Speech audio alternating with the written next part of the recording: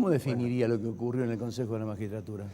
Bueno, se entiende desde el punto de vista de la lógica política, pero no desde lo que debe ser el Consejo, que nació allá con el Pacto de Olivos, se vio reflejado en la Constitución 94, creo que fue idea del doctor Alfonsín, y fue fundamentalmente para hacer más claro, más transparente todo el sistema de justicia, siguiendo un modelo que era el italiano de posguerra y después el español de los 80, etc. Esto se ha desvirtuado completamente. Hubo un consejo de 20, hasta 2006 que se achicó a 12. La Corte actualmente tiene un recurso para resolver, que tiene dictamen favorable sobre esa ampliación. Y además está el proyecto del Poder Ejecutivo actual, del Plan 2020, para reformatearlo de otra forma. De todas maneras, yo le diría sintéticamente, es el único Consejo de la Magistratura en el mundo, de los países que lo tienen, que es macrocefálico, se han dado desde abajo para arriba las famosas capas geológicas de empleados, se ha dado demasiadas atribuciones, porque los consejos de otra parte del mundo nombran y eventualmente acusan a los jueces, pero no administran semejante cantidad de recursos. Los sueldos nuestros, de todo el Poder Judicial, salvo los de la Corte, que tiene su propio presupuesto, son administrados por este Consejo de la Magistratura. Es por ello que se ha visto desvirtuado al punto tal de que este nivel de politización, si bien es legal, le quita legitimidad a los ojos de la ciudadanía, donde ve que se pelea digamos, de una forma tan bárbara por espacio, ¿no? Usted ha dicho dos cosas, lógica, política y legitimidad. Digo, en este momento donde hay distintas causas que comprometen a funcionarios de alto nivel, inclusive a la expresidenta, incluida en cuadernos, en hechos de corrupción o presuntos hechos de corrupción, digo, ¿esto no implica de alguna manera frenar o garantizar la impunidad en el futuro? Buena su pregunta. Si implicar significa infundir temor en algunos jueces, logran su objetivo, logran su cometido. Además, en la ciudadanía, una sensación de incredulidad. Si usted tiene un juez que está juzgando causas muy importantes, tiene 18 denuncias y de pronto, de la noche a la mañana, con un voto más aparece con una sola o con ninguna, evidentemente que algo ha pasado detrás de esto, ¿no? Hay un dicho, digamos, que influye también en la conducta humana del juez, que, digamos, tenía, con el anterior Consejo de la Magistratura, tenía cierta libertad para actuar en principio sus convicciones y su conducta. ¿Usted cree que esto lo puede llegar a atemorizar al juez ante la posibilidad de tener que dar un dictamen en favor o en contra de? Mire, el dato empírico es que hasta hace pocos años llegó un momento que el 77-80% de los jueces del país tenían una denuncia de mayor o menor entidad, ¿no es cierto? Y eso no puede suceder. De todas maneras, tiene algo que ver, creo, con lo que le decía anteriormente.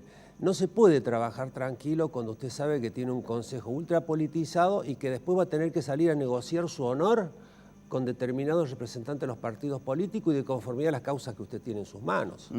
Los casos son muy conocidos, hay algunos que son muy notorios. Un mismo consejo que permaneció totalmente aletargado protegiendo a un señor como Yarvide. Así es. Eso lo muestra claramente, ¿no? Doctor, digamos, usted habló también, digamos, de la confianza que genera esto en la sociedad. Le doy un nombre que está vinculado precisamente en cuadernos, en los cuadernos de Centeno, que está investigando el juez Bonadío, Guado de Pedro. ¿En qué sentido? ¿Puede integrar un Consejo de la Magistratura a alguien que está sospechado al menos de vínculos con la corrupción política? Mire, como poder puede integrar. El tema es de que en todos los casos hay una cuestión que se debatió muchísimo cuando se intentó hacer aquella reforma de la justicia, que en su espíritu podría haber sido entendible, es decir, que el ciudadano pueda nominar para el Consejo a cualquier ciudadano idóneo, aunque no tenga título universitario. De todas maneras, ese es un tema interno del Consejo, que se suma a otros más que han tenido, donde han habido apariciones extrañas, y creo yo que es parte de la duda que se siembra. No tengo yo elementos de juicio concretamente sobre esta persona para opinar sobre su idoneidad. No, yo no le pido un elemento de juicio sobre Guado de Pedro. Digo, si un miembro del Consejo puede participar estando presuntamente sospechado de corrupción. En ese caso, sea Guado de Pedro, sea en ese cualquiera. caso no debería. Déjelo, Entiendo. déjelo de lado, Sí, Guado sí, de Pedro. en ese caso no debería resultar así. No debería resultar así. Pero usted sabe que desde el punto de vista ético, este aspecto está totalmente soslayado en la actualidad. Vale la preeminencia de lo político, el voluntarismo y decir que además de designación y remoción de jueces, se juegan muchísimos intereses que tienen que ver con la infraestructura, con un presupuesto descomunal que esta gente tiene responsabilidad de administrar, ¿no? Claro, pero usted me habla de voluntarismo político, doctor.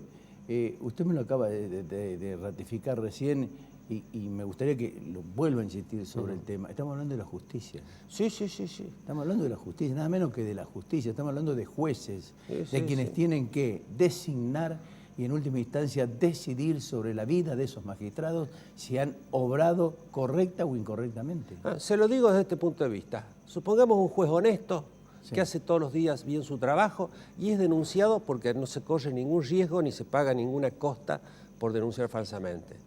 Ese juez es denunciado y tiene que salir a discutir su honra con personas que tal vez están sospechadas de algún ilícito y que están integrando por una cuestión de voluntades políticas ese consejo. ¿Cuál es la gravedad institucional, a su juicio, que determina esta nueva conformación que creo que hoy juran todos? Mire, la mayor gravedad reside en más descreimiento sobre todos nosotros. De alguna manera, todos hemos sido de alguna manera responsables. Yo he votado al juez que creía más idóneo moralmente para ese puesto, en este caso el doctor Ricardo Recondo, otro habrá votado a otro magistrado. De todas maneras, yo creo que el descreimiento, cuando está fundado como es actualmente, ninguna encuesta le da una credibilidad mínima de 17% a la justicia, encuentra razón en estas cuestiones que suceden. Y, digamos, hacia el futuro, pensando en el futuro, ¿cuál es la garantía de independencia de la justicia con este Consejo? Ni con este ni con otro. Yo creo que si hay un interrogante en cuanto a la justicia en este momento, creo que el norte lo tiene que marcar la Corte Suprema de Justicia de la Nación. ¿Y? Y bueno, en eso no nos podemos adelantar, hay una nueva Corte, y hay que ver de que ellos pongan la vara bien alta con respecto a la judicatura. ¿Y usted cree que esta Corte Suprema pone la vara alta? Digo, no hablo concretamente para que usted tome un juicio de valor sobre los miembros de la Corte, sino sobre el funcionamiento de la Corte. 3, por un lado, dividido, que se le adjudican concretamente inclinaciones hacia el justicialismo, y 2 que permanecerían, presidente, vicepresidente, permanecerían ajenos, entre comillas, a eso. Digamos, la reunión con el presidente de la Nación, donde fueron el presidente, la vicepresidente y los otros 3 miembros del Tribunal Superior no aparecieron. Sí, evidentemente que ese dato no es menor, pero sí tenemos que creer de que esta Corte, que tuvo la valentía particularmente desde 2005 para acá, de tomar resoluciones trascendentales a nivel nacional e internacional, pueda retomar ese rumbo. Lo que se dice es que el nuevo presidente le va a dar un nivel de estricta juridicidad a la Corte Suprema y comenzó, por lo pronto, rompiendo un misterio, que es el orden de votación de las causas trascendentes. Ahora sabemos, por ejemplo, que el 27 de noviembre esta Corte va a fallar una parte del tema de ganancias de los jueces que no lo pagamos. Y sabemos que esa fecha va a haber una resolución. No va a ser una cuestión mistérica ni especulando con tiempos políticos. Lo demás habrá que ver, ¿no es cierto? Es decir, digo señales positivas, pero habrá que estar atento porque... Usted toma el tema del impuesto a la ganancia realmente importante. Es importante, porque hay, digamos, de alguna manera una definición con respecto a ese tema. Pero hay otra más importante todavía, que es la resolución sobre la liquidación de los haberes jubilatorios. Ese tiene un impacto económico realmente impresionante para el gobierno, un gobierno que está en este momento con un presupuesto total y absolutamente acotado. Pero ahí fíjese que hay que decirle a la gente, de una vez por todas, que esa vieja concepción positivista de que la Corte es puro derecho no va más. La Corte es un organismo político, es la cabeza de un poder político. y en algunos casos institucionalmente, a través de sus fallos, como el que usted menciona, actúa políticamente y midiendo las posibles consecuencias que puede traer, por ejemplo, sobre el plan económico del gobierno. Eso hay que desmitificarlo y hay que decirlo con todas las letras, ¿no? ¿Le conforma esta, digamos, esta forma de consejo que hay? No. No. De todas maneras, le decía justamente, la propia Corte tendrá que pronunciarse y habrá que ver cuando se discute en el Parlamento el Plan de Justicia 2020 que tiene el gobierno actual, en el cual en este mismo estudio coincidimos con personas del gobierno anterior, en un programa suyo, Sí.